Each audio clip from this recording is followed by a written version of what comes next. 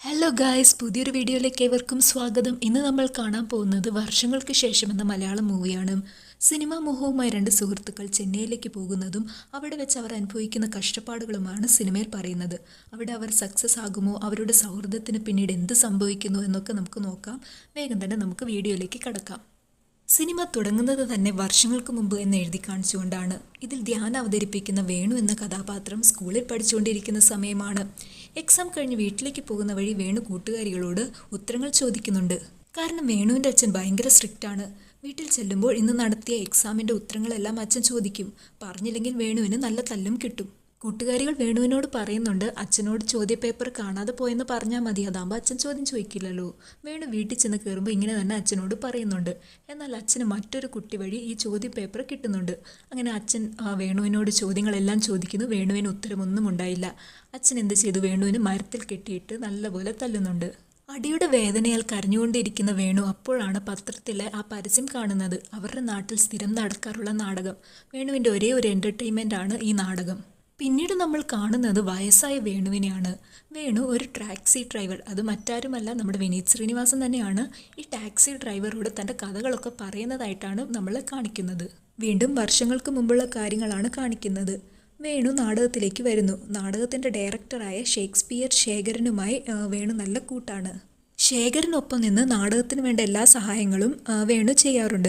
അങ്ങനെ ഇപ്പം ശേഖരൻ പുതിയൊരു ദൗത്യം വേണുവിന് കൊടുക്കുവാണ്. സംഗീതമൊക്കെ ചെയ്യുന്ന മുരളി എന്ന് പറയുന്ന ഒരു ചെറുപ്പക്കാരൻ നമ്മുടെ നാട്ടിലുണ്ട്. വേഗം പോയി അവനെ കൂട്ടിക്കൊണ്ട് വരാനാണ് വേണുവിനോട് പറയുന്നത്. വേണു സൈക്കിളും എടുത്ത് മുരളിയുടെ വീട്ടിലേക്ക് പോകുന്നു. പ്രണവ് മോഹൻലാലാണ് ഈ പറഞ്ഞ മുരളി. വേണു ചെല്ലുമ്പോൾ തന്നെ മുരളിയുടെ വീട്ടിലൊരു സംഗീത കച്ചേരി തന്നെയാണ് നടക്കുന്നത്. മുരളി കുറേ സുഹൃത്തുക്കൾക്കുമൊപ്പം ഇരുന്ന് പാട്ട് പാടുകയും നൃത്തം ചെയ്യുകയും കള്ളുടിക്കുകയും ഒക്കെ ചെയ്യുന്നുണ്ട്. കച്ചേരി കഴിഞ്ഞപ്പോൾ വേണു നേരെ ചെന്ന് മുരളീനെ കണ്ടിട്ട് ഇങ്ങനെ ഒരു സഹായം അഭ്യർത്ഥിക്കുന്നുണ്ട്. ഇങ്ങനെ അവരുടെ നാടകത്തിലേക്ക് സംഗീതം ചെയ്യാൻ വരുമോയെന്ന്. ആദ്യം മുരളി സമ്മതിക്കുന്നൊന്നുമില്ല. പിന്നെ വേണുവിൻ്റെ നിർബന്ധം കാരണം പിന്നെ മുരളി വരാമെന്നൊക്കെ പറയുന്നുണ്ട്. മുരളിയുടെ കാറിലാണ് ഇരുവരും ഈ നാടക സദസ്സിലേക്ക് പോകുന്നത്. മുരളിയാണെങ്കിൽ നല്ല സ്പീഡിൽ വണ്ടി ഓടിക്കുന്നുണ്ട്. വേണു ആണെങ്കിൽ പേടിച്ചും വിറച്ചും സൈഡിലിരിക്കുന്നു. അങ്ങനെ അവർ ഒരുവിധം അപകടമൊന്നും ഇല്ലാതെ നാടകവേദിയിലേക്ക് എത്തി. മുരളിയുടെ ദൗത്യം എന്തെന്നാൽ നാടകം കളിക്കുമ്പോൾ അതിന് ബാക്ക്ഗ്രൗണ്ട് സ്കോർ ഇടലായിരുന്നു മുരളിയുടെ ജോലി. അതിനുവേണ്ടിയാണ് മുരളിയെ കൂട്ടിക്കൊണ്ടുവരാൻ പറയുന്നത്. അങ്ങനെ നാടകം തുടങ്ങുന്നു. ആദ്യമൊന്നും ആളുകൾക്ക് ഇഷ്ടപ്പെടുന്നില്ല. പക്ഷെ മുരളിയുടെ സംഗീതം കേട്ടു തുടങ്ങിയതും ആളുകൾ ബഹളമൊന്നും കൂടാതെ ആ നാടകം ശ്രദ്ധിച്ച് തന്നെ ഇരിക്കുന്നുണ്ട്. ഇതിൻ്റെ ഇടയിൽ നമ്മുടെ വേണു ആണെങ്കിലും മുരളിയുടെ സംഗീതം കേട്ട് അങ്ങനെ മുരളിയോട് ആരാധന തോന്നി ഇടയ്ക്കിടയ്ക്ക് മുരളീനെ തന്നെ നോക്കുന്നുണ്ട്. നാടകം കഴിഞ്ഞു. നല്ല കയ്യടിയാണ് അവരുടെ നാടകത്തിന് കിട്ടിയത്. ഇതിനുശേഷം മുരളിയും വേണുവും കൂടി തിരിച്ച് വള്ളത്തിൽ കയറിയാണ് അവരവരുടെ വീടുകളിലേക്ക് പോകുന്നത്. ഇതിൻ്റെ ഇടയിൽ വേണു മുരളിയോട് ചോദിക്കുന്നുണ്ട്, നിങ്ങൾ നല്ലപോലെ സംഗീതം ചെയ്യുന്നുണ്ടല്ലോ, നിങ്ങൾക്ക് മദ്രാസിൽ പോയി ഒരു മ്യൂസിക് ഡയറക്ടർ ആയിക്കൂടെയെന്ന്. അപ്പോൾ മുരളി പറയുന്നു, എനിക്ക് അതിലൊന്നും ഒരു താല്പര്യമില്ലെന്ന്.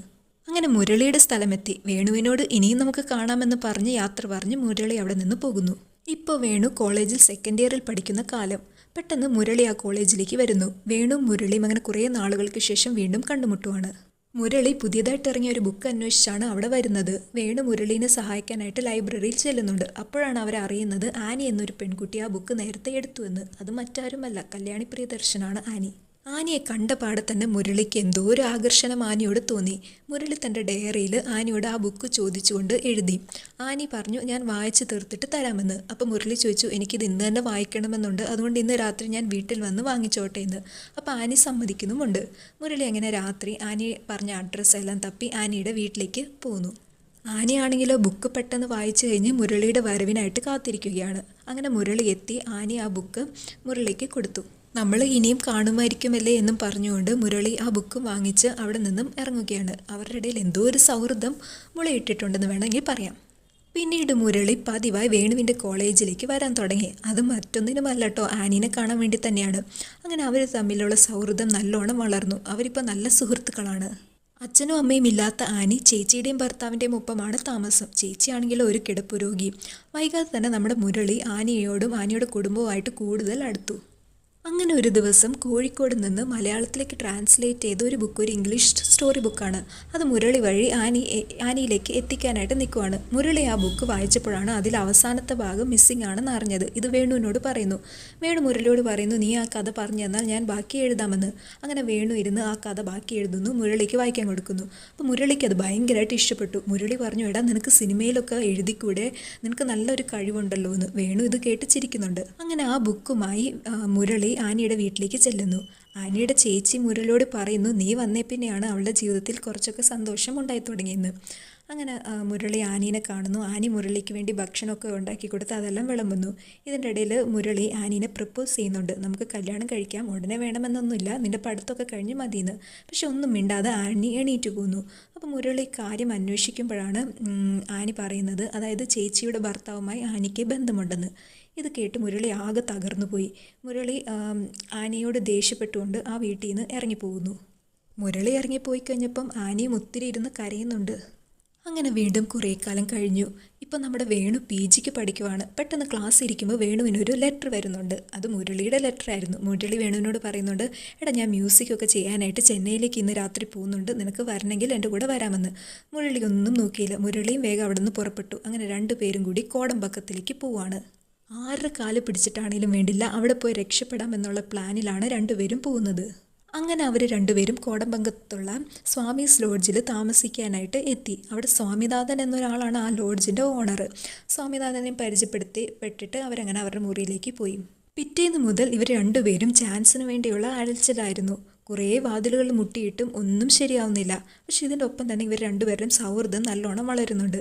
ഇതിൻ്റെ ഇടയിലും ചെന്നൈ നഗരം നല്ലോണം ആസ്വദിക്കുകയും അവിടുത്തെ ആ കാഴ്ചകളൊക്കെ ഒരുമിച്ച് പോയി കാണുകയും ഒക്കെ ചെയ്യുന്നുണ്ട്. വൈകാതെ മ്യൂസിക് ഡയറക്ടറായ ഇന്ദ്രധനുഷിൻ്റെ കീഴിൽ മുരളിക്ക് വയലിനിസ്റ്റായിട്ട് ജോലി കിട്ടുന്നുണ്ട്.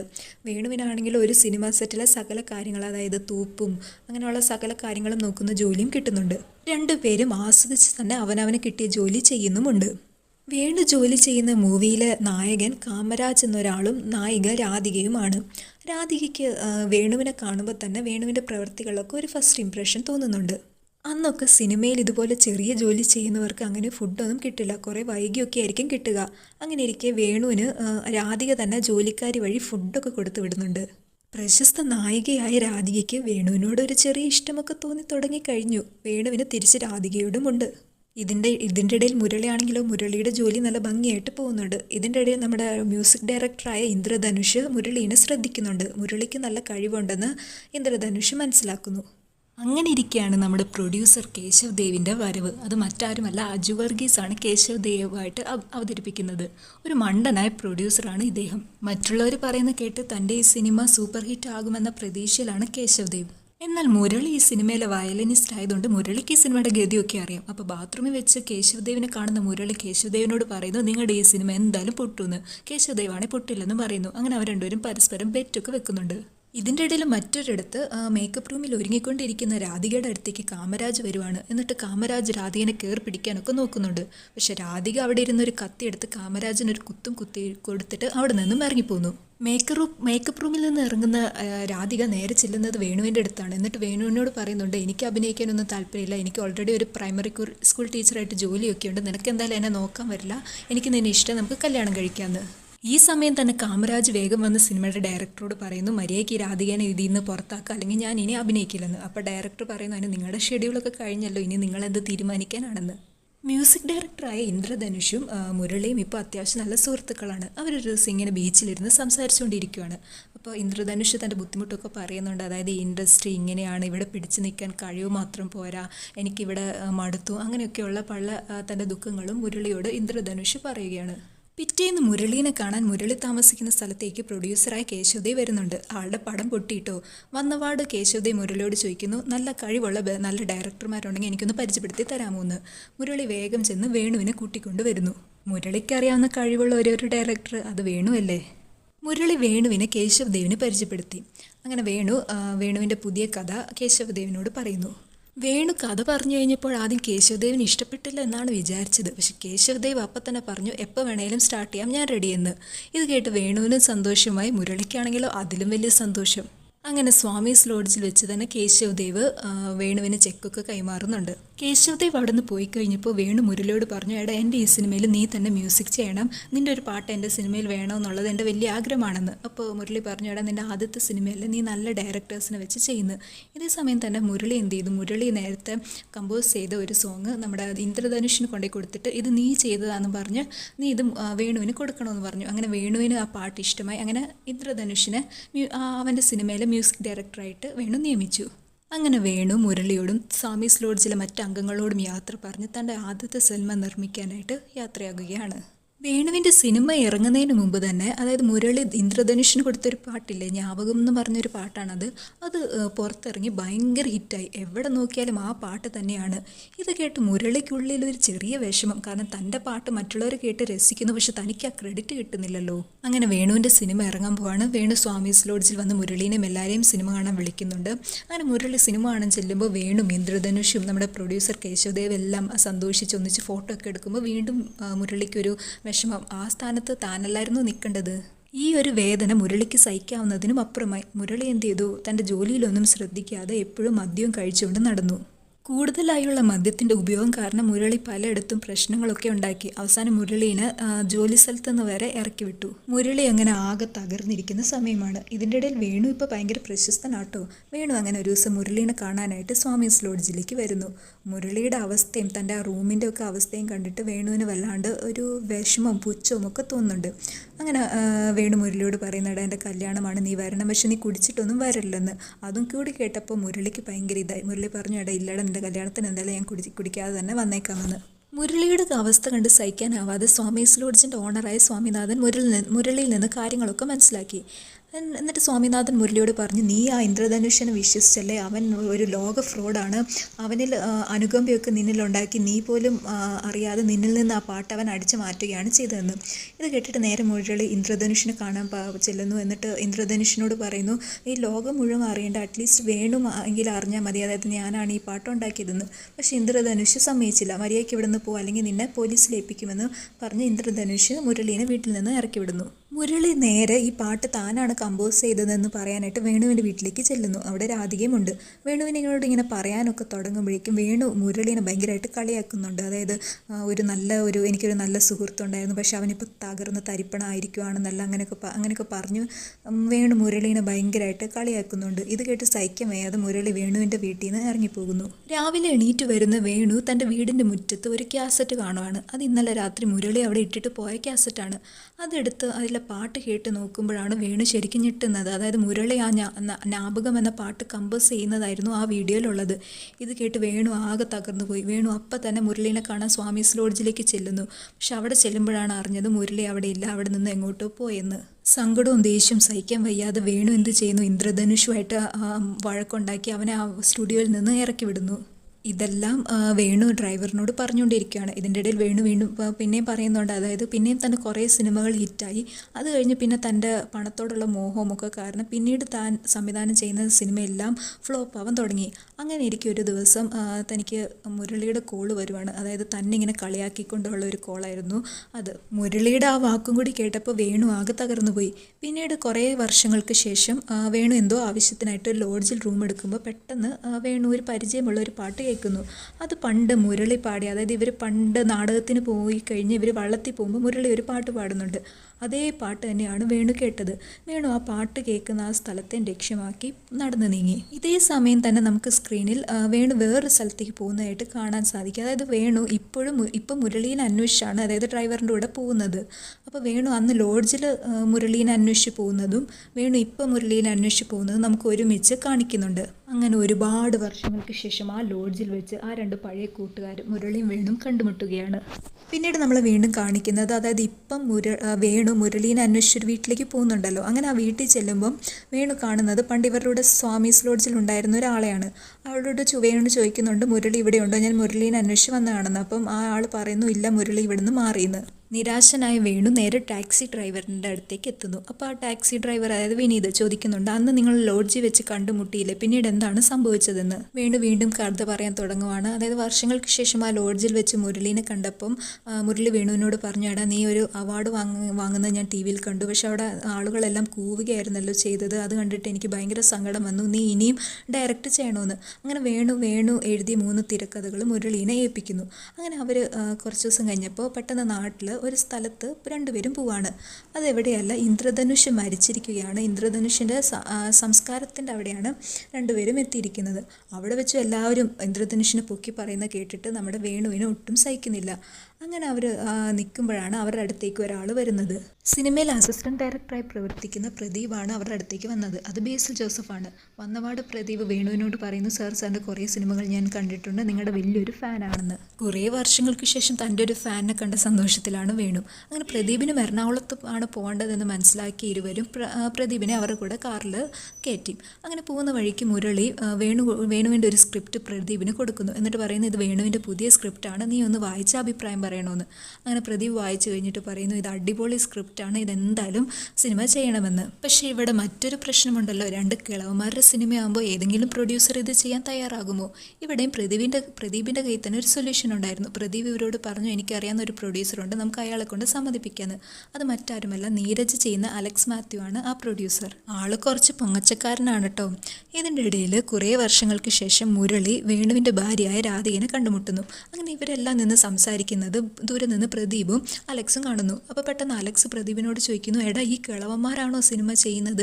ഇതിപ്പോൾ സിനിമ ഇറങ്ങുന്നതിന് മുമ്പ് ഇവർ മരിച്ചു പോലോ, അല്ലെങ്കിൽ നമുക്ക് സിനിമ ഷൂട്ടിങ്ങിന് മുമ്പ് ഇവരുടെ എല്ലാം ബോഡി ചെക്കപ്പ് ചെയ്യണം, ഇല്ലെങ്കിൽ എൻ്റെ പൈസയാണ് പോകുന്നതെന്ന്. അപ്പോൾ പ്രദീപ് പറയുന്നു, ഇല്ല, ഇവരെല്ലാം നല്ല കഴിവുള്ള വയസ്സന്മാരാണെന്ന്. അങ്ങനെ അലക്സ് ഈ സിനിമ ചെയ്യാനായിട്ട് തയ്യാറാവുന്നു. ആദ്യം തന്നെ അവർ മ്യൂസിക്കാണ് ചെയ്തത്. അങ്ങനെ മുരളി ചെയ്ത മ്യൂസിക് അവരെല്ലാവരും ഇരുന്ന് കേൾക്കുവാണ്. വേണുവിനാണ് ഇവിടെ ഏറ്റവും സന്തോഷം. കാരണം മുരളി, തൻ്റെ സുഹൃത്തായ മുരളിയുടെ മ്യൂസിക്, അതായത് കഴിവ് ലോകം മുഴുവൻ കാണാൻ പോവാണല്ലോ എന്ന്. അങ്ങനെ എല്ലാവരും ഭയങ്കര സന്തോഷത്തിലാണ്. ഈ സിനിമയിൽ പ്രവർത്തിക്കാനായിട്ട് കുറേ ചെറുപ്പക്കാരെയും പ്രദീപ് കൊണ്ടുവരുന്നു. അങ്ങനെ എല്ലാവരും സിനിമയുടെ പോസ്റ്റ് പ്രൊഡക്ഷനുള്ള തിരക്കിലാണ്. ഇതിൽ പുതുമുഖങ്ങൾ തന്നെ വേണമെന്ന് വേണുവിന് നിർബന്ധമുണ്ട്. അങ്ങനെ കുറേ പേരെ വെച്ച് അവർ ഓഡീഷനൊക്കെ നടത്തുന്നു. എല്ലാം നല്ല രീതിയിൽ പോയിക്കൊണ്ടിരുന്ന ആ സമയത്താണ് ഇവരെല്ലാം പെട്ടെന്ന് ആ വാർത്ത ടി വിയിൽ കാണുന്നത്. അതായത് ഇവരുടെ പ്രൊഡ്യൂസറായ അലക്സിനെ പോലീസ് അറസ്റ്റ് ചെയ്തു. സ്വർണ്ണോ എന്തോ കടത്തിയ കേസിലാണ് അറസ്റ്റ് ചെയ്യുന്നത്. അങ്ങനെ എല്ലാവരും നിരാശയിലായി. ഇനിയിപ്പോൾ വേറെ പ്രൊഡ്യൂസറിനെ ഒന്നും കിട്ടാൻ പോകുന്നില്ല. അങ്ങനെ അവർ ആ സിനിമ അവിടെ വെച്ച് നിർത്താനായിട്ട് തീരുമാനിക്കുന്നു. അങ്ങനെ എല്ലാവരും ബാഗെല്ലാം പാക്ക് ചെയ്ത് യാത്ര പറഞ്ഞ് അവിടെ നിന്ന് പോകുന്നു. ബാക്കി എല്ലാവരും ആ ഹോട്ടലിൽ നിന്ന് പോയി. പക്ഷേ മുരളി മാത്രം അവിടെ തന്നെ നിന്നു. മുരളി ആ നിരാശ സഹിക്കാൻ വയ്യാതെ തൻ്റെ വയലിനും എടുത്ത് അവിടെ ഹോട്ടലിൻ്റെ ഒരു ഭാഗത്ത് പോയിരുന്നു വായിച്ചു. പെട്ടെന്ന് ഈ സൗണ്ട്, ഈ വയലിൻ വായന കേട്ട് ഒരു കാർ അവിടെ നിർത്തുന്നുണ്ട്. അങ്ങനെ ആ കാറിൽ നിന്ന് ഇറങ്ങിയ വ്യക്തി നേരെ മുരളിയുടെ അടുത്തേക്ക് ചെല്ലുന്നു. മുരളി തിരിഞ്ഞു നോക്കുമ്പോഴാണ് ആ ആളെ കണ്ട് ഞെട്ടുന്നത്. മറ്റാരുമല്ല, അത് ആനിയായിരുന്നു. അത് പിന്നീട് നമ്മൾ കാണുന്നത് ആനിയും മുരളിയും ഇരുന്ന് ഫുഡ് കഴിക്കുന്നതാണ്. ആനി തൻ്റെ വിശേഷമൊക്കെ പറയുന്നുണ്ട്. അതായത് അന്ന് മുരളി ആനിയുടെ വീട്ടിൽ നിന്ന് ഇറങ്ങിപ്പോയി, പിന്നെ ആനിയും ആ വീട്ടിൽ നിന്ന് ഇറങ്ങിപ്പോന്നു, പിന്നെ ഹോസ്റ്റലിലൊക്കെയാണ് നിന്നത്. ഇപ്പോൾ കല്യാണമൊക്കെ കഴിഞ്ഞ് 2 കുട്ടികളൊക്കെ ആയിരുന്നു. മുരളിയാണെങ്കിൽ തൻ്റെ സിനിമ നിന്ന് പോയ കാര്യമൊക്കെ ആനിയോട് പറയുന്നുണ്ട്. അങ്ങനെ ആനി അവിടെ നിന്ന് പോയി. കുറച്ച് കഴിഞ്ഞ് ആനിയുടെ കോള് മുരളിക്ക് വരുന്നു. അപ്പോൾ ആനി മുരളിയോട് പറയുന്നു, എൻ്റെ ഹസ്ബൻഡിൻ്റെ ഫ്രണ്ടിന് നിങ്ങളുടെ സിനിമ പ്രൊഡ്യൂസ് ചെയ്യാൻ താല്പര്യമുണ്ടെന്നും പറഞ്ഞ് ആനി ഹസ്ബൻഡിന് ഫോൺ കൊടുക്കുന്നു. അത് മറ്റാരുമല്ല, ആസിഫ് അലിയാണ്. മുരളി പെട്ടെന്ന് തന്നെ വേണുവിനെയും പ്രദീപിനെ എല്ലാവരും വിളിച്ച് തിരിച്ചു വരാനായിട്ട് പറയുന്നു. അങ്ങനെ പിറ്റേന്ന് എല്ലാവരും കൂടി പ്രൊഡ്യൂസറിനെ വെയിറ്റ് ചെയ്ത് നിൽക്കുവാണ്. പ്രൊഡ്യൂസർ മറ്റാരുമല്ല, പണ്ടത്തെ പ്രൊഡ്യൂസറായ കേശവ് ദേവിൻ്റെ മകൻ ജയൻ കേശവ് ദേവാണ് പ്രൊഡ്യൂസറായിട്ട് അവരുടെ അടുത്തേക്ക് വരുന്നത്. തൻ്റെ അച്ഛൻ്റെ പഴയ സുഹൃത്തുക്കൾക്കൊരു പ്രശ്നം വരുമ്പോൾ താനല്ലേ സഹായിക്കേണ്ടതെന്ന് ജയൻ വേണുവിനോടും മുരളിയോടും പറയുന്നു. അങ്ങനെ വേണു തൻ്റെ സ്ക്രിപ്റ്റ് ജയന് വായിക്കാനായിട്ട് കൊടുക്കുന്നു. അപ്പോൾ എല്ലാവരും ഭയങ്കര ആകാംക്ഷയിലാണ്, ഇനി ജയന് പ്രൊഡ്യൂസറായി ജയൻ ഇഷ്ടപ്പെടുവോ ഇല്ലയോ എന്ന്. അങ്ങനെ ജയൻ വായിച്ചു കഴിഞ്ഞിട്ട് ജയന് ഭയങ്കരമായിട്ട് സ്ക്രിപ്റ്റ് ഇഷ്ടപ്പെടുന്നു. അങ്ങനെ ഈ സിനിമ നിർമ്മിക്കാമെന്ന് ജയൻ എല്ലാവരോടും പറയുന്നു. എല്ലാവരും ഭയങ്കര ഹാപ്പിയാണ്. അങ്ങനെ അവരുടെ സിനിമ വീണ്ടും ഓണായി. ഒരു ദിവസം മാക്സിമം ഷോട്ടുകൾ ഷൂട്ട് ചെയ്യണമെന്ന് ജയൻ കേശവദേവ് എല്ലാ എഡികൾക്കും നിർദ്ദേശം നൽകി. ഇതിൻ്റെ ഇടയിൽ ജയൻ കേശവദേവ് മുരളിയോടും വേണുവിനോടായിട്ട് പറഞ്ഞു, നമ്മുടെ സിനിമയിൽ ഇപ്പോൾ എല്ലാം പുതുമുഖങ്ങളാണല്ലോ, അങ്ങനെയാണെങ്കിൽ സിനിമ സെല്ല് ചെയ്യാൻ കുറച്ച് ബുദ്ധിമുട്ടായിരിക്കും, നമുക്ക് ഒരു സൂപ്പർ താരമെങ്കിലും ഈ സിനിമയിൽ വേണമെന്ന്. അങ്ങനെ ആ സൂപ്പർ താരത്തിന് അന്വേഷിച്ചുള്ള തിരക്കിലായിരുന്നു എല്ലാം. പലരെയും സമീപിച്ചു, പക്ഷെ പേയ്മെൻ്റ് ഒക്കെ കാരണം അതൊന്നും നടന്നില്ല. അവസാനം ജയൻ തന്നെ ഒരു നിർദ്ദേശം വെച്ചു. ഒരു സൂപ്പർ സ്റ്റാർ ഉണ്ട്, നിതിൻ മോളി എന്നാണ് പേര്, പക്ഷെ പുള്ളിയുടെ കഴിഞ്ഞ കുറേ പടങ്ങൾ ഫ്ലോപ്പാണ്, പക്ഷേ പുള്ളിക്ക് നല്ല മാർക്കറ്റ് വാല്യൂ ഉണ്ട്, നമുക്ക് പുള്ളീനെ സമീപിക്കാമെന്ന്. ആരാണ് ഈ നിതിൻ മോളി എന്ന് അറിയണ്ടേ? നമ്മുടെ നിവിൻ പോളി തന്നെയാണ് നിതിൻ മോളി. പ്രൊഡക്ഷൻ കൺട്രോളർ നിതിൻ മോളിനെ സ്ക്രിപ്റ്റുമായിട്ട് സമീപിക്കുന്നു. നിതിൻ മോളി തൻ്റെ കഴിഞ്ഞ എല്ലാ പടങ്ങളും പൊട്ടിയതല്ലേ, അങ്ങനെ ഈ പടം എങ്കിൽ ഈ പടം, അങ്ങനെ നിതിൻ മോളി സമ്മതിക്കുന്നു. ആ ദിവസം വന്നെത്തി. ഇന്നാണ് വേണുവിൻ്റെ സിനിമയുടെ ഷൂട്ടിംഗ് ആരംഭിക്കുന്നത്. നിതിൻ മോളി രാവിലെ തന്നെ എത്തി. ഡയറക്ടറിനെ കണ്ടപാട് നിതിൻ മോളി ആകെ ഞെട്ടുന്നുണ്ട്. അയ്യോ, ഈ കളവൻ്റെ സിനിമയിലാണോ താൻ അഭിനയിക്കാൻ പോകുന്നത്? ഇതും പൊട്ടിയെന്നും പറഞ്ഞ് ഡയറക്ടറിനെ കാണാതെ തന്നെ നിതിൻ മോളി നേരെ ക്യാരവാനിലേക്ക് പോകുന്നു. നിതിൻ മോളി കോസ്റ്റ്യൂമൊക്കെ ചേഞ്ച് ചെയ്ത് അഭിനയിക്കാനായി എത്തുന്നുണ്ട്. നിതിൻ മോളിയുടെ ഈ പ്രഹസനവും പൊങ്ങച്ചം പറച്ചിലും ഇതൊന്നും പ്രദീപിന് അത്ര ദഹിക്കുന്നൊന്നുമില്ല. അങ്ങനെ അവർ ഷൂട്ടിംഗ് തുടങ്ങുവാണ്. എല്ലാ ഏഡികളും നല്ല കഠിനമായി തന്നെ അധ്വാനിക്കുന്നുണ്ട്. നിതിൻ മോളി കാണുന്ന പോലെയൊന്നും അല്ല കേട്ടോ, ഇവരുമായിട്ട് നല്ല രീതിയിലൊക്കെ സഹകരിക്കുന്നുണ്ട്. അങ്ങനെ ആ സീനൊക്കെ ഷൂട്ട് ചെയ്തു. നിതിൻ മോളി വിചാരിച്ചു ഇനിയും കുറേ ടേക്കൊക്കെ പോവായിരിക്കുന്നു, പക്ഷെ ആ ഒരൊറ്റ ടേക്കിൽ തന്നെ എല്ലാം നല്ല പെർഫെക്റ്റ് ആയിട്ട് ചെയ്തു. ഇത് കണ്ടപ്പോൾ തന്നെ നിതിൻ മോളിക്ക് ഡയറക്ടറിനോടുള്ള ഒരു സമീപനമൊക്കെ കുറച്ച് മാറി. നല്ല ടാലൻ്റുള്ള ഡയറക്ടറാണെന്നുള്ള ഒരു ബോധമൊക്കെ നിതിൻ മോളിക്ക് വന്നു തുടങ്ങി. അങ്ങനെ ഷൂട്ടിംഗ് എല്ലാം നല്ല രീതിയിൽ പോയിക്കൊണ്ടിരുന്നു. എല്ലാവരും ഭയങ്കര ഹാപ്പിയാണ്. ആ ഒരു നേരത്താണ് വീണ്ടും ഒരു ഞെട്ടിക്കുന്ന ന്യൂസ് അവർ കേൾക്കുന്നത്. അതായത് പ്രൊഡ്യൂസറായ ജയൻ കേശവദേവ് ഹോസ്പിറ്റലിലാണ്. ഓൾറെഡി ജയന് കുറേ കടബാധ്യതകളൊക്കെ ആയിട്ട് കുറച്ച് കഷ്ടപ്പെടുവാണ്. അതിൻ്റെ ഇടയിൽ ഇപ്പോൾ ഹോസ്പിറ്റലൈസും കൂടി ആയതുകൊണ്ട് അവരുടെ സിനിമ വീണ്ടും നിർത്തിവെക്കേണ്ട അവസ്ഥയിലായി. ജയനെ കാണാൻ ഹോസ്പിറ്റലിൽ വന്ന മുരളിയോടും വേണുവിനോടും ജയൻ്റെ മകൾ പറയുന്നു, ഇനി അച്ഛനെ ബുദ്ധിമുട്ടിപ്പിക്കരുത്, ഇനി ഈ സിനിമ നടക്കൂലെന്ന്. അങ്ങനെ അവർ വിഷമിച്ച് മുരളിയും വേണുവും കൂടി ഇങ്ങനെ അവരുടെ ഹോട്ടലിരിക്കുന്നു. അപ്പോൾ വേണു മുരളിയോട് ചോദിക്കുന്നുണ്ട്, എടാ ഞാൻ എൻ്റെ ജീവിതവുമായി പോവില്ലായിരുന്നു, നീ എന്തിനാടാ എനിക്ക് ആശ തന്നതെന്നും പറഞ്ഞ് വിഷമിച്ച് അവിടെ നിന്ന് പോകുന്നു. ഇത് കേട്ടിട്ട് മുരളിക്കും ഭയങ്കര വിഷമമായി. അന്ന് അവർ പിരിഞ്ഞതാണ്. പിന്നെ മുരളീനെ വേണു കണ്ടിട്ടില്ല. അങ്ങനെ ആ മുരളീനെ അന്വേഷിച്ചുള്ള യാത്രയിലാണ് ഇപ്പോൾ വേണു. പിന്നീട് സിനിമയ്ക്ക് എന്ത് സംഭവിച്ചു എന്ന് ഡ്രൈവർ വേണുവിനോട് ചോദിക്കുന്നുണ്ട്. അതായത് അന്ന് ഷൂട്ടിംഗ് ഒക്കെ മുടങ്ങിയ ആ ഒരു ഡിപ്രഷനിൽ നമ്മുടെ നിതിൻ മോളി ഭയങ്കരമായിട്ട് കള്ളൊക്കെ കുടിച്ച് എല്ലാവരെയും തെറി വിളിക്കുന്നുണ്ട്. അതായത് 2 സുഹൃത്തുക്കളൊക്കെ അന്ന് നിതിൻ മോളിയുടെ ഒപ്പം ഉണ്ടായിരുന്നു. ഇങ്ങനെ ഞാൻ ഔട്ട്സൈഡർ ആയതുകൊണ്ടാണ് എൻ്റെ സിനിമയൊക്കെ ഫ്ലോപ്പ് ആവുന്നതെന്നെല്ലാം പറഞ്ഞ് ഇങ്ങനെ കള്ളു കുടിച്ച് എല്ലാവരോടും ദേഷ്യപ്പെടുന്നുണ്ട്. ഇതെല്ലാം ആ 2 സുഹൃത്തുക്കൾ വീഡിയോയിലെടുത്ത് അപ്ലോഡ് ചെയ്യുന്നു. ഒറ്റ രാത്രി കൊണ്ട് തന്നെ ആ വീഡിയോ ഭയങ്കര വൈറലായി. വേണുവും ബാക്കി സിനിമയിലുള്ളവരെല്ലാം ഭയങ്കര ടെൻഷനിലായി. രാവിലെ എണീറ്റ് നോക്കുന്ന നിതിൻ മോളി കാണുന്നതോ ഇതാണ് ഈ തൻ്റെ വീഡിയോ വൈറലാവുന്നതും അതിൽ കാണുന്ന കമൻ്റല്ല. നിതിൻ മോളി ആകെ ടെൻഷനിലായി. ഓരോരുത്തർ വീഡിയോ ഒക്കെ വന്ന് കുറേ പേര് നിതിൻ മോളിനെ സപ്പോർട്ട് ചെയ്യുന്നു, കുറേ പേര് നിതിൻ മോളിനെ ക്രിട്ടിസൈസ് ചെയ്യുന്നു. അങ്ങനെ നിതിൻ മോളിയുടെ വീഡിയോ ഭയങ്കര വൈറലായിരിക്കുകയാണ്. അങ്ങനെ കുറച്ച് ദിവസങ്ങൾക്ക് ശേഷം നിതിൻ മോളി ഒരു ഉദ്ഘാടനത്തിന് പോവാണ്. തൻ്റെ വീഡിയോ വൈറലായതുകൊണ്ട് ആരും ഉണ്ടാവില്ല എന്നൊക്കെ വിചാരിച്ച് കുറച്ച് ടെൻഷനിലൊക്കെയാണ് പോകുന്നത്. പക്ഷെ അവിടെ ചെന്ന നിതിൻ മോളി ആകെ ഞെട്ടുന്നു. തന്നെ കാണാനായിട്ട് ഒരുപാട് ആളുകൾ വരുന്നുണ്ട്. നിതിൻ മോളിനെ കണ്ടപ്പോൾ എല്ലാവരും ഭയങ്കര കയ്യടിയും ബഹളം വെക്കലും. ഇത് കണ്ട് നിതിൻ മോളിയും ഭയങ്കര സന്തോഷവാനായി. അവിടെ വെച്ച് നിതിൻ മോളി തൻ്റെ ആരാധകരെ ത്രസിപ്പിക്കാൻ വേണ്ടിയിട്ട് തൻ്റെ വൈറലായ ഡയലോഗൊക്കെ പറയുന്നുണ്ട്. ആരാധകരും ഹാപ്പി, നിതിൻ മോളിയും ഹാപ്പി. അങ്ങനെ അവരുടെ സിനിമ വീണ്ടും റീഷൂട്ടിന് തയ്യാറായിരിക്കുകയാണ്. കാരണം ഇപ്പോൾ നിതിൻ മോളി ഭയങ്കര വൈറലാണല്ലോ. അപ്പോൾ ഈ സിനിമ കാണാനായിട്ട് ആളുകൾക്കെല്ലാം ഭയങ്കര താല്പര്യമാണ്. അപ്പോൾ കുറേ പേര് നമ്മുടെ പ്രൊഡ്യൂസർ ജയനെ ഇങ്ങോട്ട് അപ്രോച്ച് ചെയ്യുകയാണ്. അതായത് ഈ മ്യൂസിക് ഞങ്ങൾക്ക് തന്നാൽ ഞങ്ങൾ ഇത്ര കോടി തരാം എന്നൊക്കെ പറഞ്ഞ്. അങ്ങനെ വേണുവും കൂട്ടരും വീണ്ടും അവരുടെ ഷൂട്ട് സ്റ്റാർട്ട് ചെയ്തു. ഇതിൻ്റെ ഇടയിൽ മുരളി അവിടെ നിന്ന് പോകുന്നതിന് മുമ്പ് തൻ്റെ അസിസ്റ്റൻറ്റിന് ഈ വേണുവിൻ്റെ ഈ സിനിമയ്ക്ക് വേണ്ട മ്യൂസിക് എല്ലാം കൊടുത്തിട്ടാണ് പോയത്. ഇതും കൂടി കേട്ടപ്പോൾ വേണുവിന് ഭയങ്കര സങ്കടമായി. മുരളി അവിടെ ഇല്ലെങ്കിലും വേണുവിൻ്റെ ആഗ്രഹം പോലെ തന്നെ മുരളിയുടെ ഗാനങ്ങളെല്ലാം വേണുവിൻ്റെ സിനിമയിലും ഉണ്ടാകും. മ്യൂസിക് എല്ലാം കമ്പോസ് ചെയ്ത് കഴിഞ്ഞു. അങ്ങനെ ഷൂട്ടിംഗ് എല്ലാം കഴിഞ്ഞു. വേണുവിൻ്റെ സിനിമ ഇപ്പോൾ റിലീസിന് ഒരുങ്ങുകയാണ്. എല്ലാവരും നല്ല ടെൻഷനിലാണ്. നിതിൻ മോളിയുടെ വൈറൽ വീഡിയോ കാരണം സിനിമയ്ക്ക് നല്ല ഹൈപ്പുണ്ട്. ഫസ്റ്റ് ഡേ തന്നെ തിയേറ്റർ ഫുള്ള് ഹൗസ്ഫുള്ളാണ്. വേണു ഒഴിച്ച് ബാക്കി എല്ലാവരും തന്നെ തിയേറ്ററിൽ സിനിമ കാണാൻ എത്തി. നിതിൻ മോളി മാസ്ക് ഒക്കെ വെച്ചുകൊണ്ടാണ് വരുന്നത്. കാരണം എങ്ങാനും പൊട്ടിയാൽ തനിക്ക് കൂവലും കളിയാക്കലും ഒന്നും കേൾക്കണ്ടല്ലോ. സിനിമ സ്റ്റാർട്ട് ചെയ്തു. ഓഡിയൻസിൻ്റെ അടുത്ത് നിന്ന് അങ്ങനെ വലിയ റെസ്പോൺസ് ഒന്നുമില്ല. അവിടെ നടക്കുന്ന കാര്യങ്ങളൊക്കെ പ്രദീപ് ഫോൺ വഴി കൃത്യമായിട്ട് വേണുവിനെ വിളിച്ച് അറിയിക്കുന്നുണ്ട്. അങ്ങനെ കുറച്ച് സമയം കഴിഞ്ഞപ്പോൾ പ്രേക്ഷകരിൽ നിന്ന് കുറച്ച് കയ്യടിയും കുറച്ച് ചിരിയും ഒക്കെ വന്നു തുടങ്ങി. നിതിൻ മോളി ഞെട്ടാൻ തുടങ്ങി. ആളുകൾ എൻ്റെ സിനിമ കണ്ട് ചിരിക്കുന്നു. അങ്ങനെ സിനിമ മുന്നോട്ട് പോകുന്തോറും ആളുകളുടെ കയ്യടിയുടെ ശബ്ദം കൂടി വന്നു. പ്രദീപും ഭയങ്കര ഹാപ്പി. പ്രദീപ് എല്ലാം വേണുവിനെ വിളിച്ച് അറിയിക്കുന്നുണ്ട്. വേണുവും ഹാപ്പിയായി. ആവേശഭരിതനായ നിതിൻ മോളി തൻ്റെ മാസ്ക് ഒക്കെ ഊരുന്നുണ്ട്. ആൾക്കാർ നിതിൻ മോളിനെ വന്ന് കെട്ടിപ്പിടിക്കുകയൊക്കെ ചെയ്യുന്നുണ്ട്. ഇന്റർവെൽ ആയപ്പോൾ തിയേറ്ററിലേക്ക് വന്ന വേണുവിനെ ജയൻ പോയി കെട്ടിപ്പിടിക്കുന്നു. അപ്പോൾ വേണു ജയനോട് പറയുന്നു, നീ സിനിമ ഫുള്ള് കാണ്, ഞാൻ എന്തായാലും മുരളിയുടെ ലൊക്കേഷൻ കിട്ടി, ഞാൻ മുരളീനെ അന്വേഷിച്ച് ചെന്നൈയിലേക്ക് പോവാണെന്ന്. ചെന്നൈയിലുള്ള ഒരു സംഗീത സഭയിലേക്ക് വിനീതിൻ്റെ ടാക്സിയിൽ തന്നെ വേണു വന്ന് ഇറങ്ങി. അവിടെ ജനലിൽ മുരളിയുടെ ഒരു പാട്ട് വേണു പ്ലേ ചെയ്ത് വെച്ചു. ആ പാട്ട് കേട്ടതും അകത്തുനിന്ന് മുരളി വേഗം പുറത്തേക്ക് വന്നു. വേണുവിനെ കണ്ടതും മുരളി ചെന്ന് കെട്ടിപ്പിടിച്ചു. അപ്പോൾ വേണു മുരളിയോട് പറഞ്ഞു, എടാ നമ്മുടെ സിനിമ സക്സസ് ആണ്, നമുക്ക് ഒരുമിച്ച് പോയി കാണാമെന്ന്. അപ്പോൾ മുരളി പറഞ്ഞു, നീ കുറച്ച് നേരം മാറിയിരിക്കും, ഞാൻ ഈ കാറിലിരുന്ന് എൻ്റെ പാട്ടൊന്ന് കേൾക്കട്ടെ എന്ന്. അങ്ങനെ ഡ്രൈവറായ വിനീതും വേണുവും കൂടി കുറച്ച് നേരം മാറിയിരുന്നു. കുറേ നേരമായിട്ട് മുരളീനെ പുറത്തേക്ക് കാണാത്ത വേണു നേരെ കാറിൻ്റെ അടുത്തേക്ക് ചെന്ന് കാറിൻ്റെ ഉള്ളിലേക്ക് കയറുന്നു. നോക്കുമ്പോൾ മുരളി നല്ല ഉറക്കത്തിലാണ്. വേണു മുരളീനെ കുറേ നേരമായിട്ടും വിളിക്കുന്നുണ്ട്, പക്ഷേ എണീക്കുന്നില്ല. മൂക്കിൽ വെച്ച് നോക്കുമ്പോൾ ശ്വാസമൊന്നുമില്ല. മുരളി മരിച്ചെന്നോർത്ത് വേണു അവിടെ ഇരുന്ന് കരയുന്നു. പാവം വേണു ഭയങ്കര കരച്ചിലാണ്. ഇതിൻ്റെ ഇടയ്ക്ക് വേണുവിന് തങ്ങളുടെ പഴയ ഓർമ്മകളെല്ലാം വേണുവിൻ്റെ മനസ്സിലൂടെ കടന്നുപോയി. അങ്ങനെ പൊട്ടിക്കരഞ്ഞുകൊണ്ടിരിക്കുന്ന വേണുവിനെ പെട്ടെന്ന് ഒരാൾ വിളിക്കുന്നു. തിരിഞ്ഞു നോക്കുമ്പോൾ മുരളി, നീ ചത്തിട്ടില്ലേ എന്ന് വേണു ചോദിക്കുന്നു. മുരളി, ഇല്ലടാ ഞാൻ ചത്തിട്ടില്ല. ഇത് പറഞ്ഞ് കുറച്ച് നേരം രണ്ടുപേരും നല്ലോണം ചിരിക്കുന്നുണ്ട്. അതിനുശേഷം മുരളി വേണുവിനോട് പറയുന്നു, എടാ എനിക്ക് നമ്മുടെ സിനിമ തിയേറ്ററിൽ തന്നെ പോയി കാണണമെന്ന്. അപ്പോൾ വേണു പറയുന്നു, ഇവിടെ കോയമ്പത്തൂർ ഒരു തിയേറ്ററിലുണ്ട്, നമുക്ക് പോയി കാണാമെന്ന്. അങ്ങനെ അവർ ഡ്രൈവറായി വിനീതിനെ വിളിച്ചിട്ട് കോയമ്പത്തൂരിലേക്ക് യാത്രയാവുന്നു. ഡ്രൈവർ വലിയ സ്പീഡിലൊന്നും അല്ല പോകുന്നത്. ഇങ്ങനെ പോയാൽ ഇവർ സിനിമ തീർന്നാലും അവിടെ എത്തില്ല. പെട്ടെന്ന് മുരളി ഡ്രൈവറിനോട് പറഞ്ഞു, നീ സൈഡിൽ വന്നിരിക്കും, ഞാൻ ഓടിക്കാമെന്ന്.